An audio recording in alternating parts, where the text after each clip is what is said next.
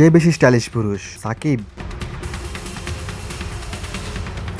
নাকি মিরাজ?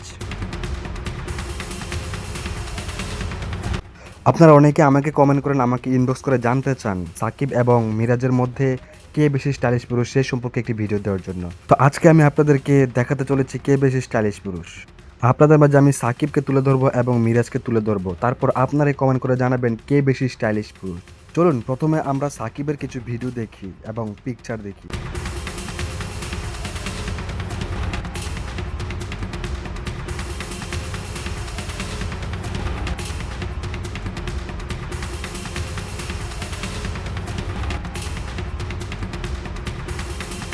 এবার চলুন আমরা মিরাজকে একটু দেখে আসি।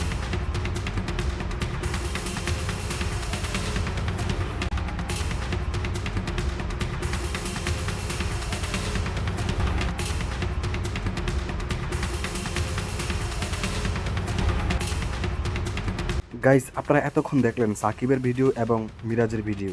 এখন আপনারা কমেন্ট করেন আপনাদের কাছে কাকে ভালো লেগেছে, সাকিবকে নাকি মিরাজকে?